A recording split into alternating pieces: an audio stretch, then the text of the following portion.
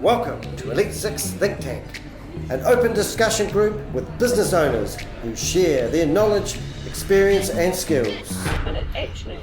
Good morning everyone, welcome along to Elite 6 Think Tank. This morning we have gathered a group of people together from all different industries who would like to come along and discuss the meaning of mindset.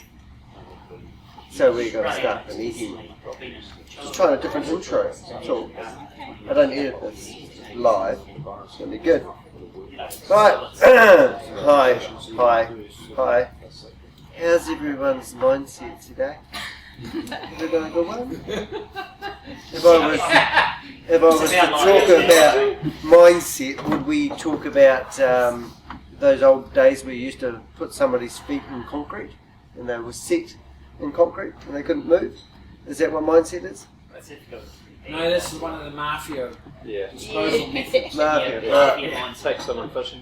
Alright, so we have got a few latecomers. I've got Tony from Rangiora who's trying to make it out here. So if he turns up, he said it could be half an hour late, and I said it'll be over by then. But don't be surprised if he does. I said that would be alright, so don't make him feel terrible if he's turned up that late. Rob isn't here, of course.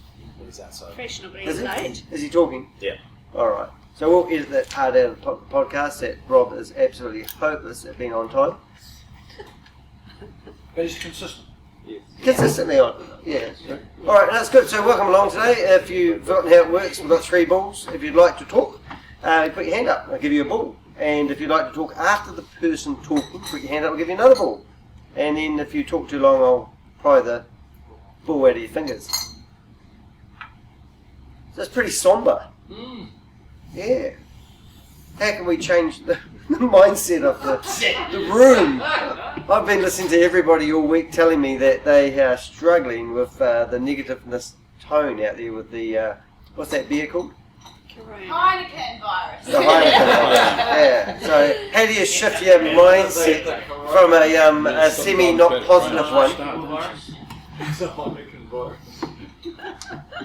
Funny guys. It can be Tui virus, that's about all it's good for. I'm thinking about all the people that have the Heineken virus at the moment who are probably laying in bed thinking, I wish I didn't have this.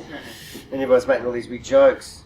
I think resilience, which we've talked about recently, if you get your mind into what may be coming, then you can prepare to give yourself resilience. Alright, so what is coming? Positive. Change. The end of the world. Have we not have... I read somewhere last night that 40,000 people a day die of cancer. Look at the suicide stats. The suicide stats are still way higher than what the coronavirus is. Yeah. I think the panic is... We are moving towards that. something like 32,000 people a day are killed in motor vehicle accidents around the world. And the most that coronavirus is killed in a day was 11 or something. No, 108. 108, was it? But I don't only think it's the death of the coronavirus, it's the inconvenience and the disruption. Disruption. The global disruption, yeah. It's like when you can't export your logs. Yeah. Yeah. And you can't pay the loggers, and the loggers can't go to work, and the loggers can't pay their mortgages.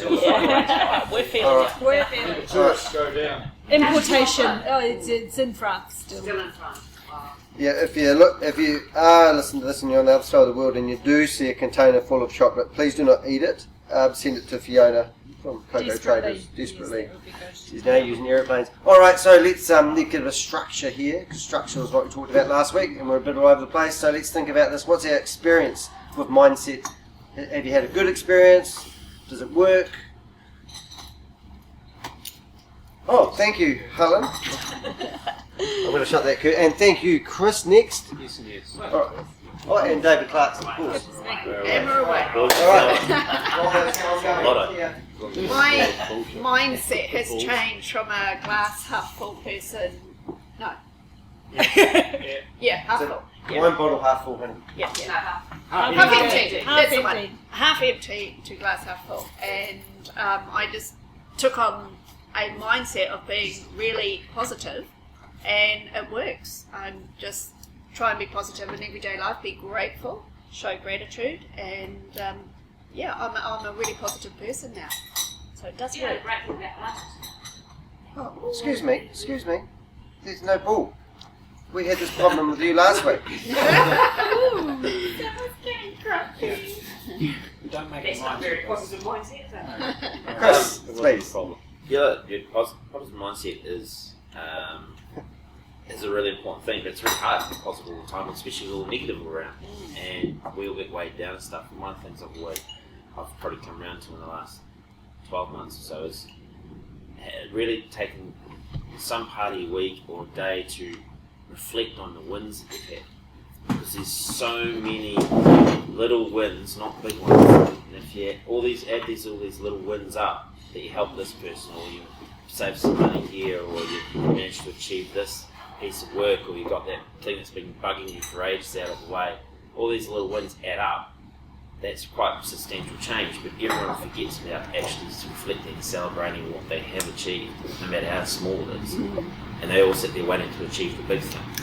And that becomes so overwhelming, it becomes negative on you, because it's just like this huge thing that's just sitting there and you kind of want to get it done, but it's so big and da-da-da-da, where if you actually stop and reflect on all the little things you can achieve and how big they actually all are overall, then that helps feed your mindset of staying positive.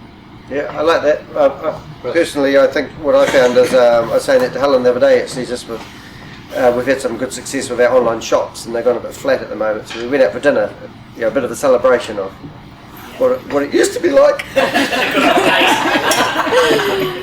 All right, David Clarkson, please. And so for years, the whole mindset thing has become very popular in the last 5 years, about that sort of time frame.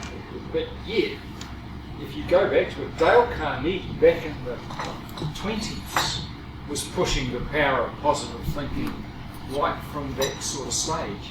And You were listening to him in person in those days. well, I was indeed. Don't you notice how the voice just tremors when I talk about Dale or that, you know? Anyway, but it's been around, and in actual fact, most of us know about how to think positively.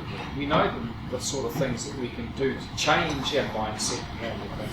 And we've just got to give ourselves the room to do it. I just often think if there was a guy who wrote a book called The Power of Now. And what's his name? The name escaped me. Eckhart Tolle. That's right. And basically what he said was that, don't spend all your time with your mind and everything going flat tack and thinking all the time. Stop from time to time and just absorb what's happening around you as you say walking on a track on the hill.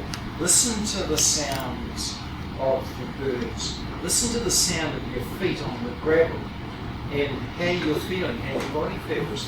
And they can be just powerful things that can help you cope and get your mindset right for when you actually need to use it regularly. Right. Mindset is a whole different range of things for different people, and it really is underlined by what your basic personality type is, I believe. And because we can all talk about it, and I'm hearing Helen with the half glass full analogy and how she has changed in recent times. But for me, that's completely different. I sort of see myself as an upbeat, outgoing, almost extroverted person, and with a bit of humour on the side. I still can get into that. That stage where things worry me, or I might get anxious about it. It's always typically in business cash flow or lack of cash flow. But I think the strategies that we need to apply to work our ways through things, basically what I'm saying is different from personality type to personality. I like the humour one. I use humour a lot myself. It gets me out of the trouble and it gets me into trouble. Oh, great. It's good. Hey, mate. Just a good one. This is Tony, by the way. Welcome, Tony. It's first time here, so be nice to him. Good morning, Tony. Come all the way from Rangiora today. where would Stephen think? I'll pick up that ball. Mindset, the power of positive thinking and mindset. I practice Tai Chi Chuan, and I made a reference to it recently, and I've been thinking about how I can take the practice of that and associate it and make similes with my business. Problems I find are opportunities, and that's because I've changed my mindset. So if a problem comes up, I look at it positively because it's an opportunity to refine and change how I practice my business so I can avoid those problems in the future. So I look at a problem positively, and it's like Tai Chi Chuan, when I used to practice, if someone's a problem and approaching you to attack, it was deflect and push away. But in the process, if I make an analogy to that, if I'm to know that negative force, I move towards the negative force to experience it and understand it, so as it comes closer to me, I can transfer the energy and control the energy and deflect and put it past me. So in my business, the analogy of that is when there is a problem, rather than waiting until it hits me and creates chaos, I step towards it, start to understand it, why it's there and otherwise, and then if I can address that, when it gets to me, it doesn't have the same impact. So I've been just using the analogies there to understand how I can take something that I practice for my mind and my body, health, and then put it into the health of my business. I really like that. You gave a good example of that on Wednesday, and the way you deflect things. Because it does hit you like a brick wall, some things. Right, so we've got, is it Helen? Elise? Hey, Elise. Mindset's really different to everyone. I was in a Sir John Kerwin. He was a speaker at one of the conferences I was at this week. And he was awesome. He spoke a lot about what you were saying, David, about slowing down. He takes a shower every morning. Oh, yeah, that's one. That's what I thought too. Yeah, he talked about the fact that everyone had to put their hand up who'd had a shower, and everyone else got shamed. But when you're standing in the shower, actually, instead of, because generally when I'm having a shower, I'm like, okay, I've got to do this, and crap, I haven't done this. But he was talking about be in the moment, you know, just enjoy the water, enjoy the heat, enjoy cold showers, enjoy the cold shower. And then it was the same with his coffee. So for him, mental health was also having, like, enjoying his shower moment. Thanks, John. And coffees. He enjoys coffees. If you just, like, slurp your coffee back, it's because you want the caffeine. It's not because you enjoy the coffee. But why are those people? I don't like coffee. I like the caffeine. But he enjoys the taste.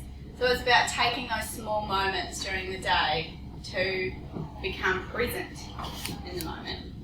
But it was also about the fact that in life we're not always going to be happy, we're not always going to be sad. It is a bit of a roller coaster. Everyone has shit days.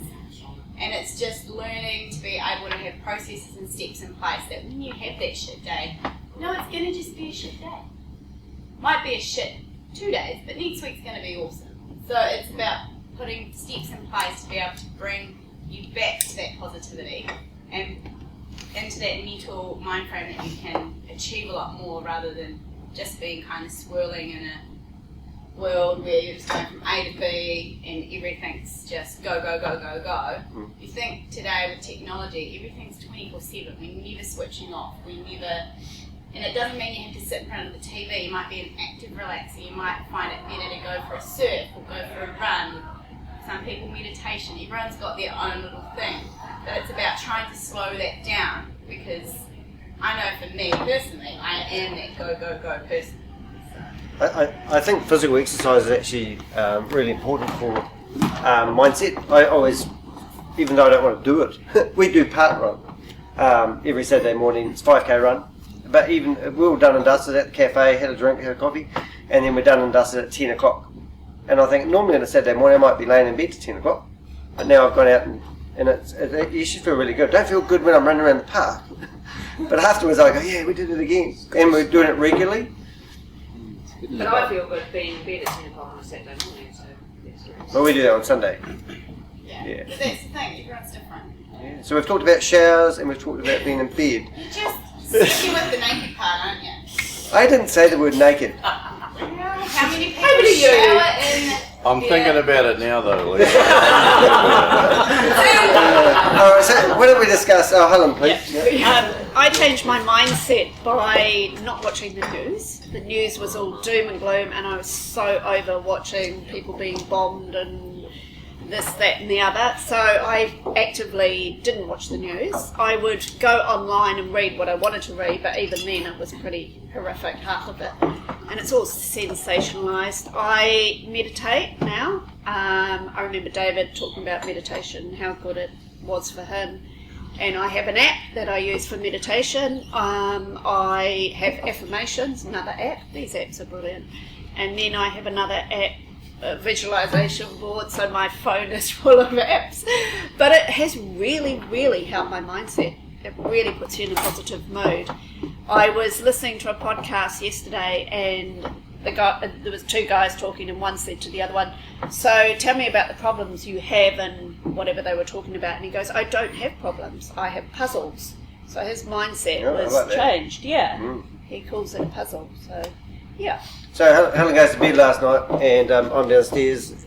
I go upstairs, and she's falling asleep, and I hear her phone going, breathe in, breathe out. That is actually tragic.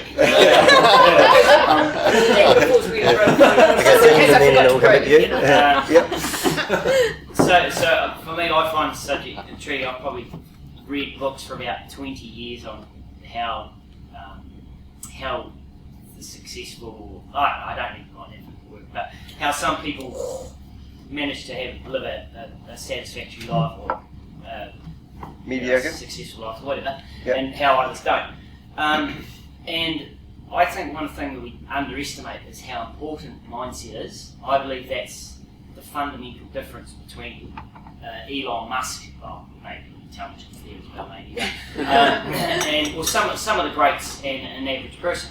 So, for instance, I just feel we underestimate it. So when you feel anxious, to me, that now is an absolute signal. It's my mindset is out of alignment with life, if you like.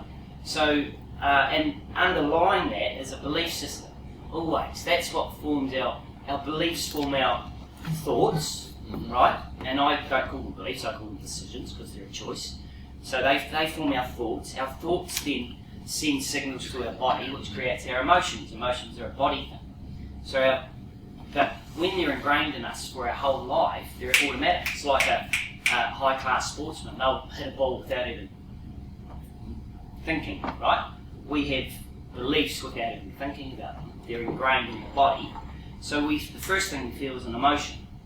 And that's a trigger to go back and think, well, what thought triggered that emotion?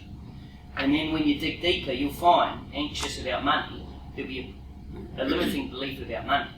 And look, trust me, we're all in this room, we've all got limiting beliefs about money. Otherwise we'd be, do you know what I mean? In Hawaii or something. No, let's go. On holiday. Yeah, right. Do you know what I mean? Can't get a flight, We've some cheap just got to flights face at the moment. that we all have, this is our human nature. And I've studied it quite in depth, and I won't get into how those beliefs are formed or all the rest of that. But all I know is we all have limiting beliefs, and that to me now is probably one of the most significant things I do in my day, is to pick up on these times where I want to procrastinate or whatever. There's a belief system. There's a course I've recently done called Mind Hack, and he talks about Dale Carnegie, Eckhart Tolle, blah blah blah, all old guys. And he they've known this for years. Einstein, no. He's dyslexic. But Mind Hack and this program, to me, it's the next level in self-development because it does bring you right back to that moment. You think, oh, it's another limiting belief. So now I've got just a series of limiting beliefs that I used to have, and I've got a overriding belief with evidence. I've found evidence, like, is money hard to come by? And then when you look at it, my God, it's abundant. We live in this abundant. I had breakfast this morning, and when I think about the processes and the knowledge and the skills and everything that's gone before me through history to put that breakfast on my table, it is mind-boggling. The abundance and the knowledge and someone's had to engineer a boat to actually transport that stuff to my table. So, do you know what I mean? I'm thinking, I haven't got enough money. Fuck, I just had breakfast that no king 200 years ago could dream of him. Yeah.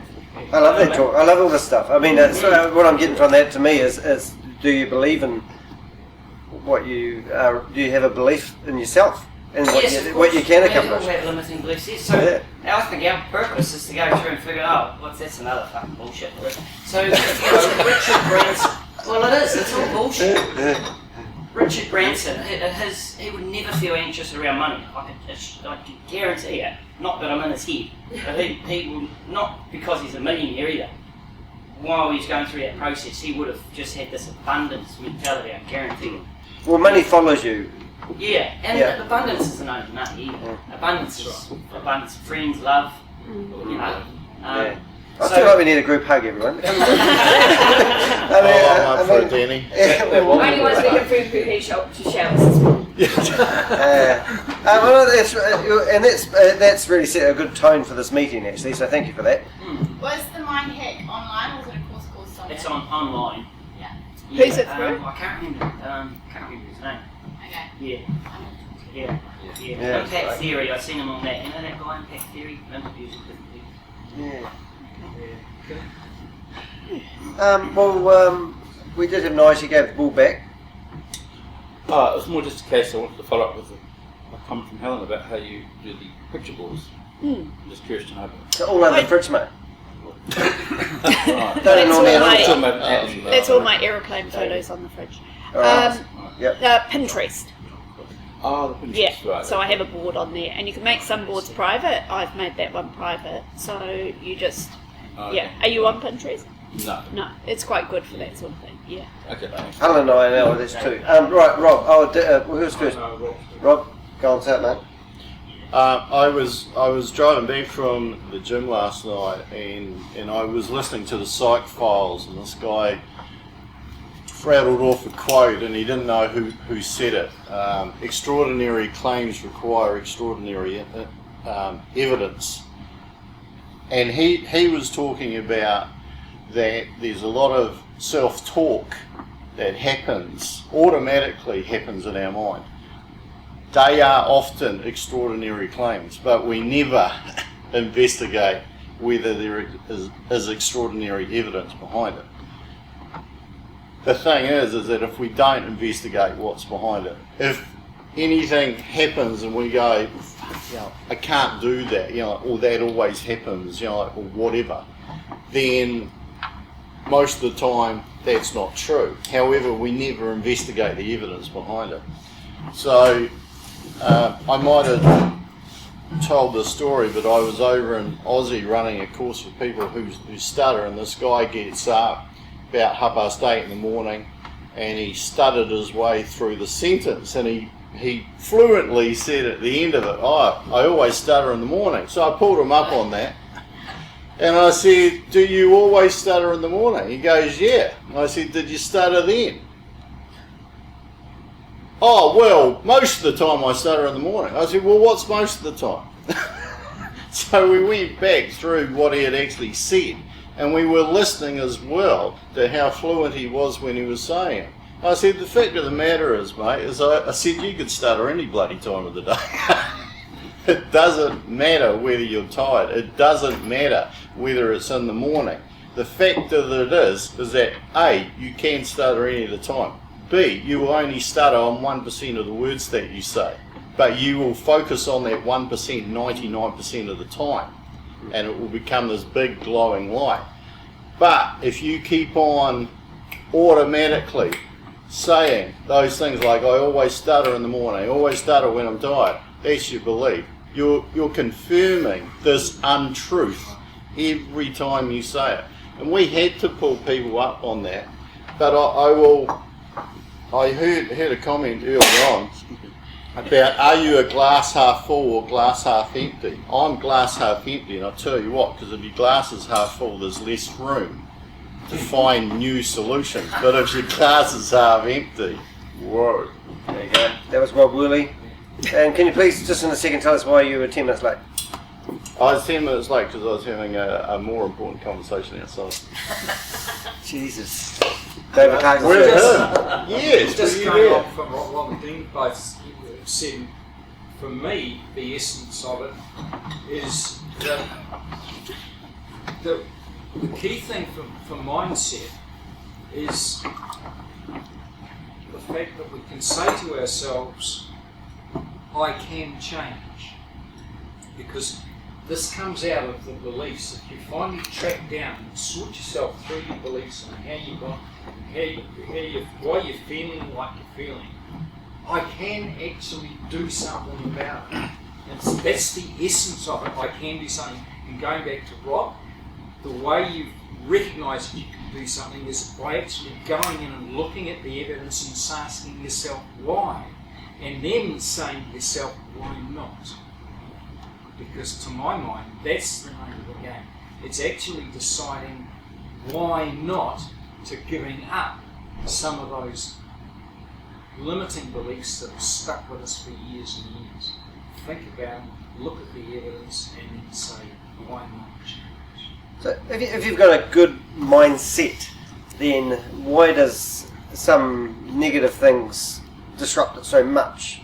Is there a way of compelling those negative things quickly, or do you need to deal with those negative things and then do you get overwhelmed with the negative things and you forget your mindset? So are you not clear with your vision? Can I say... No, you can't, because you've got a ball. It's Elisa's turn. Well, I'll just say one thing because I'm on a roll. Go wrong. is that the most positive people out there are the most bloody negative people. Because it is the positive people, the ones with the so-called positive mindset, who always judge people as being negative. That's got a veneer. Most of the people who are called negative are actually the ones who are realistic and actually see a problem and think, I want to fix that. Because I went to a meeting at the weekend and I had all of these positive people who said there's nothing wrong. I said, well, there's nothing wrong, why are we here? Because what are we trying to fix? Unless we're realistic and actually root out the problems, we can't find the causes, then we can't get a solution. So walking out of here thinking everything's great and having no solutions, no course of action, is that positive? I think that's the ultimate in being negative. Right, Lisa. Getting kind of tricky. Well, you started with a share comment. Wow. Well, I'm going to put it out there. So, There you go. I think I'm a really positive person, but I've only just started getting anxiety. And that's not because of anything related to my business, but what's going on in my personal life. And it's really easy to say it's going to be okay, put some steps in place. But going through it, it's shit. It's really shit. So would it be right, because you can say, this is the, Helen and I had this discussion, we don't have argument. But saying the half full all the time, you've got to have some structure behind that belief. It's no use just saying I'm fine and let's all be happy. I'm not saying you are like that, but I mean, it's just... but it's not just that, you've also got to allow yourself to be sad sometimes. Yeah, absolutely. Like, you've got to allow yourself to let your emotions out. Like, putting all the shit stuff in a box and hiding in the back of your head, it's only going to cause that box to get bigger and bigger and then one day explode. But it's about managing it so it doesn't envelop your whole life. If you're a positive person, it doesn't mean that you don't see negative in things. It just means that you're predominantly positive. You know that one way or another your shit's going to sort itself out. And that is the positive mindset that yes, you're going through absolute hell, but you'll get through it. And you're strong enough to get through it, and you're positive enough to know you're going to get through it. Yeah. Which is different from you are not rocking in a corner, looking at it as being incredibly negative. And it's not overwhelming you to the extent it's like a tidal wave. Just Sometimes it is. But people think you're a brick Sometimes wall. it's okay, but you still know That it's going to get better. Yeah. Do people think you're a brick wall because you're always positive? They think they can throw more at you and you can take it. Well, in a way, that's just life. What is it? Like, the thing is if you go out into business thinking and with the whole mindset of my life's shit, all of this stuff's happening, you're not going to make anybody else feel better, and you're not going to keep clients. But you're also a lead at the door person. Yeah. You know, when I went through my shift at the time of the youth base and everything, I've still got to get up, I've still got my business. it's not that I'm negative or positive, it's just that that's because of my upbringing and my beliefs from teeny top. No, good. No, I'm liking this discussion. It's getting down and dirty. Dean, let's take it to another level. No, so Nowhere near.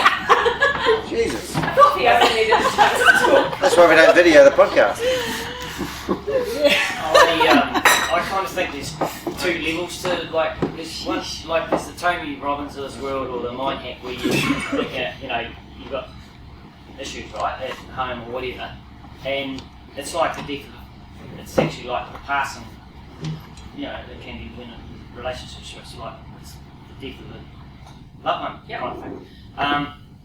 So I think there's two levels to mindset and personal development. One's the Eckhart Tolles of this world, who bypass fucking everything.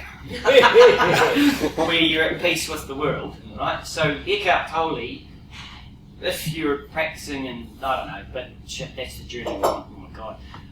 But if you're sort of at that level, you can feel sadness, but you've got an underlying sort of a peace. Who's that guy? I'm curious who that is. He some sort of Chinese? He's a philosopher. He's an enlightened dude. Dalai Lama. Dalai Lama. Oh yeah. All right, we're up with the speed now. Carry on. He's pretty special. It's not the normal joke. But anyway, so he talks about how you can bypass all of that and you have that underlying peace. So it's like there's a storm in the sea and you're calm. There's a calm part underneath while the storm's raging, right? So you can still feel it all. It's normal. But there is and that's a wee bit of a belief system too, where the underlying thing is that it's all insignificant and whatever the belief is for you about life in general, we're just a little blip on it, aren't we? A little blip. So all our shit's just our shit. Just wash it out the shower. Yeah, we're allowed to do that, aren't we? Yeah, what the hell? Alright. So that's how I'd approach it. There is a bigger picture there, and just feel it and go with it. I think it's nice if you're in tune with yourself, though, and you're responsive when you react when people say things, or you adapt when you need to, rather than just being a mono person that cruises around, with the tongue hanging out, arm out the window, cruising down life. Yeah, but we're driven people now. That must be Chris. Chris? No. I've got 4 hours. Yeah, sorry. Did you talk? Did you hit the ball? I did for a second, yes. Oh, what was it like? I was going to say, part of the mindset is also the realisation of what you can actually control and what you can't. And there's so much in the world, talk about being a blip, there's irrelevance. There's just so much that people worry about that's just actually beyond your control to deal with. The coronavirus and people are freaking out. What the hell can you actually do about it? Go buy toilet paper in Australia. Of course you do. Yeah. Biomass. And it's that realisation that if you can see that you can't actually control this stuff, and the world's going to happen, it's going to do what it's going to do, and you're in control of yourself and your immediate vicinity and what you do there, then that can help relieve a lot of the anxiety around all the other shit that can be going on and storms raging all around you, because they will do what they're going to do. You can't change that. Circle of control and circle of care. Oh, that's nice, I like that. If you can't control it, you can't care about it, really. Because you can't. So as a group of people, because I've talked to a lot of people this week in Elite 6, how can we all help each other have a good mindset at the moment? Because it's been quite a negative tone this week. And I've got a band-aid for it. But I think it would be nice to actually look out for each other a little bit more. Or how do we help each other with our mindset? What could we do? What's some nice things that we could do to... we've got the ball down here. I had the ball first, thank you. Oh, we're counting, sorry. I'm dyslexic. I think that Dave hit the nail on the head, and that is that it is changeable. But, as Elise has probably found out and others, is that sometimes it's not changeable right now. And I think Carl Jung, who's a behavioural psychologist, said what we resist persists. So if we keep on thinking we need to control this, we must be able to control this, but you actually can't at that time, how you are, then you are on a pathway spiraling down. And the fact of the matter is that working with people who stutter, or working with people who have a fear of public speaking, which is a very similar thing, is that we get a lot, I'm sure you would get a lot of negative self-talk. I've never been any good at public speaking. I wish I could be like you because I can't do that, etc., etc., etc. The fact of the matter is that those are labels that have been self-imposed, and labels never change. So there is no scope. But the fact of the matter is, most of the time you can change, but you can't always change when you want to. And you have to recognise that the time is right. I come back to a book that I saw. Hold on. How to control this? I come back to a book that was written by a leading executive of Saatchi & Saatchi, and I think it is the greatest single quote I have ever heard. He said, "Never beat yourself up for a decision. It was the only thing you could have done at the time." And he's basically saying that whatever decision we ever make, at that time, how our brain chemistry is and what our knowledge is and our situation is, we make the only decision we could have made at that time. If you have to explain a quote, it's not a very good quote. But It was a great big enough. I've just about lost the will to live again. We had a good mindset on that one, Rob. You'll be fine. That was good. I listened to it back and it does sound good. Anyway, I think having a positive mindset for me, and hearing the raging storm analogy and all the shit happening, and I sort of think back to the old earthquake time, and everything happened, and there's tragedy and whatnot. I myself went out and I hired a digger for 3 days and just dug people out. So I turned a tragedy into some sort of affirmative type action. And maybe it's like standing on that beach in Indonesia and you notice the tide going way out, And what do? And if you've got the knowledge, you start running like hell. But if that event caught you out, or you'd missed that one little warning shot, what do? I'd like to think I was that positive person that I'd be feverishly waxing my surfboard. So when the big bloody thing hit, I might end up 10k inside hanging onto inland hanging onto a coconut tree, but by God, I'll be that fella there. That's my thought of the day. That's great. All right. I want some practical stuff where we can. Practical. Yeah, we'll get a surfboard. All right, but they can some practical stuff. What do we do to have a good? You said that before. Things to help everyone out. Yeah. Another thing I took from old Sir John Kirwan was, Tell him that. if tomorrow you're going to die, live today like it was your last. And he was saying about thanking people and being appreciative for people, and so I've really made an effort this week to think everyone that I speak to and that I've got a really good experience, I thank them. I tell them how I'm feeling. Gratitude. Even when my mum rings up to tell me the most annoying stuff, and I'm like, I am so busy. At least I've got a mum to call me. Exactly. Yeah. So getting into that mindset of gratefulness, because you just don't, or how many people will always tell people off when they do things wrong, but because their expectation is what they're supposed to be doing, they never actually thank them for what they did. And actually being that person that says, you've done a really good job, even if it's just packing the groceries without squashing the bread. Thank you, Elise. That was so. That was really good. That is really good. Sorry, just to take that a little bit further, sincere gratitude, I think, is really important. Yeah, that word I mentioned before, veneer. A lot of people have game face on in business, and then they have a bit of a veneer. I love it when we chip through that, and you see that the real person, and they have got a heart, and they do care. And I don't think anyone I know in my networks put up a false front or a game. Well, it doesn't last long here anyway. Yeah, that's probably the truth. So what's some other practical things we could do to have a good mindset? I'm just thinking of some silly little things. I mean, that is brilliant. We had at the beginning of the year, my goal was to talk to a stranger every day, and I haven't maintained it all the time, but when I get the opportunity to do it, it's always so much rewarding.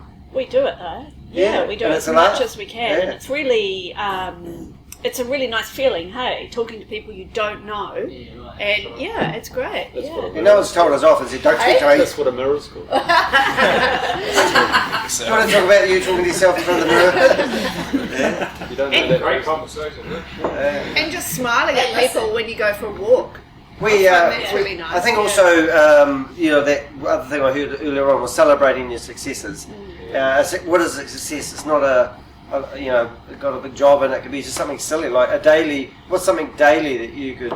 I've been doing David Clarkson's talking course, and we had to prepare a 2-minute talk, and I managed to nail this. I voiced a speech and then I read it, and it was 4 minutes.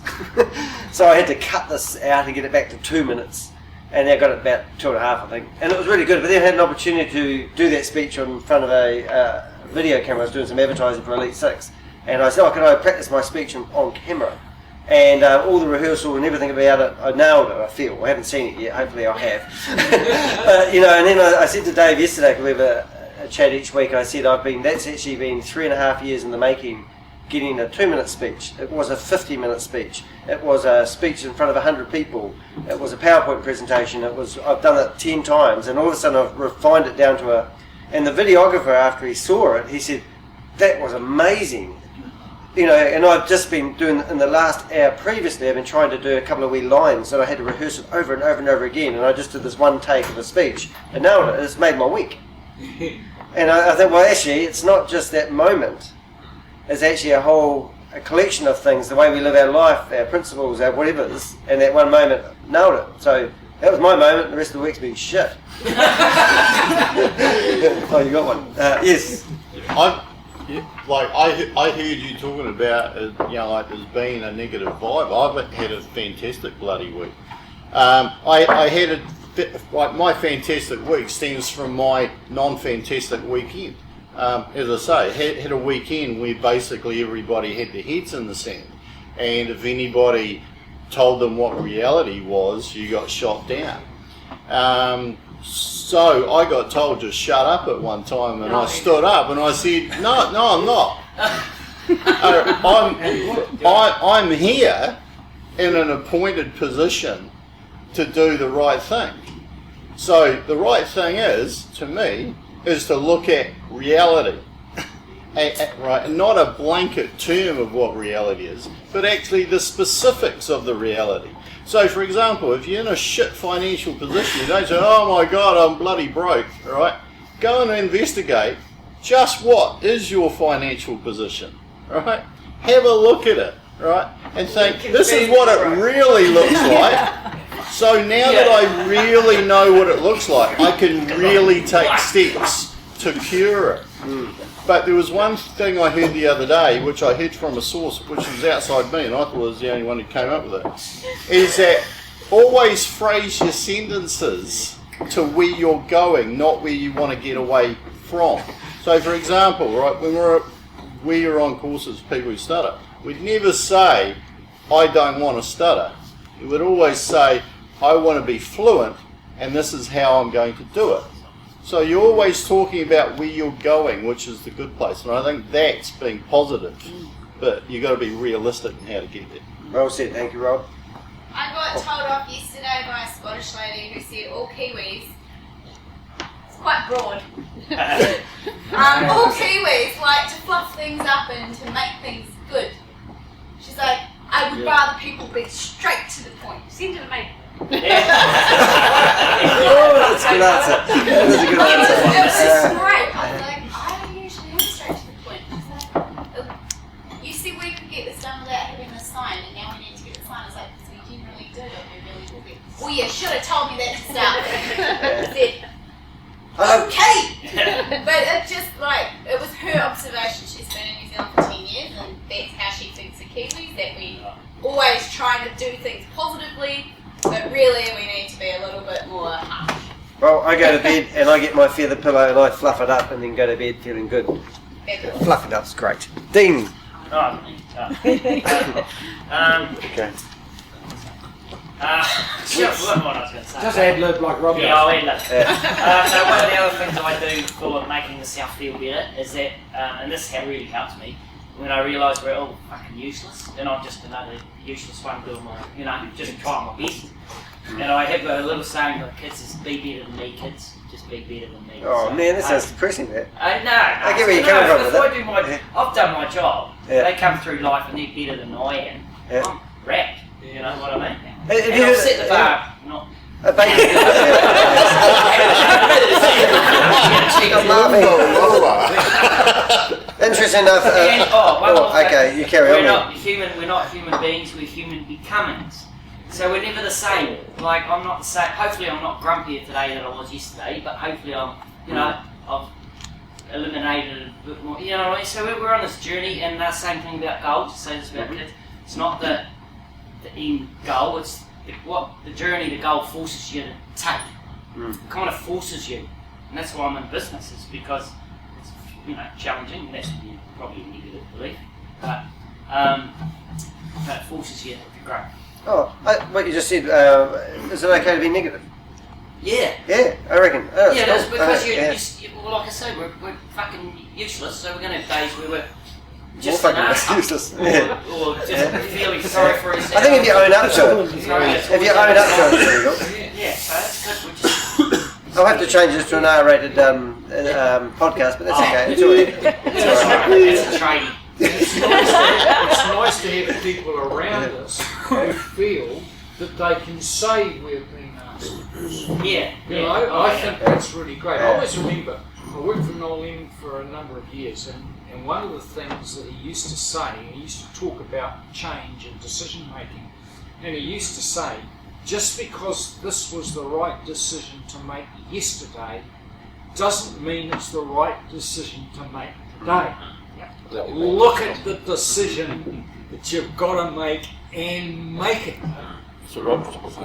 I think change is, we had that conversation before, change. So things that we can change actively about ourselves. What's your worst habit that you wish you didn't do? Mine's probably stay up too late at night. 1:30 last night doing emails. I went asking for an opinion. Bad habits. Okay. Alright, so what did we discuss? People's experiences with mindset, and then we've had people's problems with mindset, and then we needed some other things. Be open to change. Change is really important, yeah. So what's some things that we could change? What's the problem with change then? I reckon if I've got a bad habit, it's that I love solving the problems that I've identified. I just don't prioritise which ones I solve. Do we like solving other people's problems more than our own? I think Absolutely. so. Yeah. Why is that? Procrastination. We've got any problems. Yeah. Because I think it's easier to solve other people's problems. Because you're looking in from an outside perspective, which is what you should be doing for yourself, being able to step back and look inward. That saying, do as I say, not as I do. I love that one. I use it all the time. Yeah, I don't know if you've ever seen a baker and him. Oh, another sale. That's good. That's coming back, honey. We're going to be rich. A baker gets his cake tin, and it's got a dent in it, and then he's baking all his food, and every bit of food that he produces out of the cake tin has got the same dent in it. But he's trying to make better loaves of bread. So, is that what change is all about? People that don't change, don't fix the cake tin? His identity. Boom! Yeah, so what, and also we're perfecting, used to be quite religious, and we used to have to live, we'll try to live a perfect life in an imperfect world. So that's, the expectations is that, we can't be, own up with your stuff up, or make humour. Who's got humour? Somebody's funny here? Maybe it's you, maybe it's me. Humour gets you out of those mistakes sometimes. Like we've been. You can't reason with unreasonable things as well. I think that's an unreasonable statement. Well, let's reason to unreasonable. Sounds reasonable. He's nice. Right, we have a bull and Nigel. Just going back to the cake tin. One of the first things we were taught studying to be a drafty was if you can't hide something, you make a feature of it. I worked did a job for Andrew Barclays. Andrew, he's an architect, and there was a big massive beam going through the building like this, and he got me to paint it purple, and the ceiling was white. And I said, why purple? And he said exactly that. Yeah. If you can't hide it, accentuate it. And 2 weeks later, we were painting that beam white. And he was quite a slick guy at the time. Turned over his wee sports car, and he'd knocked the side mirror off. And I was a young 18-year-old painter, and I asked him how it happened. And he wasn't very happy about me asking how you knocked the. Does it cost much for one of those side mirrors? Anyway, that's the story. That's quite good. All right. So when have you been in your best mindset? Like, have you? I don't know if you ever listened to the Miracle Morning book. Yeah. But the first intro to that book's really good, and the guy was talking about how life couldn't get any better at the time. He'd just been to a conference, he'd won an award, and he's driving down the motorway and he's waving his finger like it's a baton, and then he had a head-on car accident. And I just remember the introduction of that moment where that guy would have been in probably the best place he's ever been in his life, and then something happens dramatically, knocks you off your pedal slips. Yes, Rob. I was just going to confide a conversation I had with a friend who was training to be a qualified social worker. And I said, I think I know why you want to be a social worker. She says, why? And I said, because you'll meet people more fucked up than you. And she said, you're right. And I think that comes back to it is easier to solve other people's problems because you don't have to look at your own. It's the same as a lot of psychologists and counsellors. A lot of those go into study to figure out their own shit. And sort everybody else's.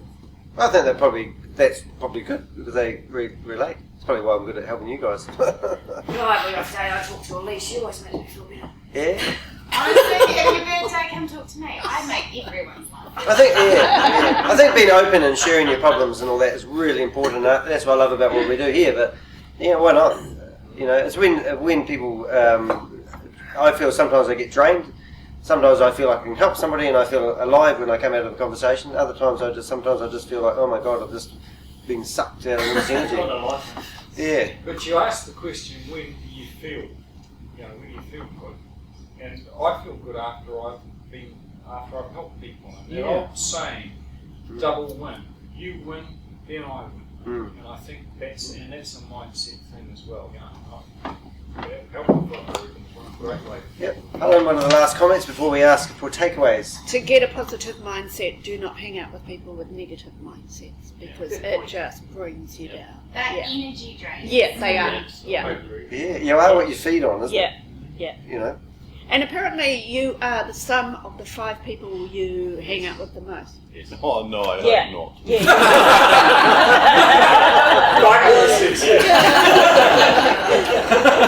Please God, it's not true.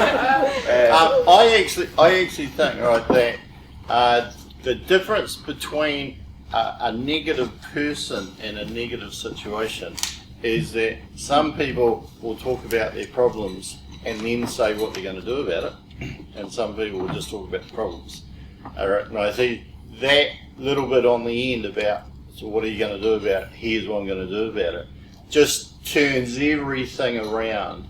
And I was listening to a psychologist the other day talk about what makes something motivational or inspirational. And it said that it's not a person who was successful becoming more successful. It's a person who was unsuccessful or unlucky becoming successful or lucky. And the change from negative to positive. So if you're always positive, you're never going to inspire anybody. You say, hey, I've always been fantastic, and now I'm even more fantastic than I used to be. Gosh, you could be like this too. No, I was actually down, and now I'm up, and I managed to find a way to move. Winston Churchill said a problem without a solution is called whining. Sometimes, though, there isn't a solution that you can do straight away. Like, sometimes those solutions, are outside that realm of your control. So you can be positive to it, but the solution is outside of what you can influence. There's a whole lot of other things. I don't know if that's related to what you just said. I will listening, but if you deprive yourself of sleep and you deprive yourself of food and then you try to maintain your positive mindset, then those other two things can change the outcome that wouldn't normally be there. So I think takeaways for today. I want to contradict Winston Churchill. She's dead, mate. Because if there was a fire out there right now and someone came running through and they said, "Fire!"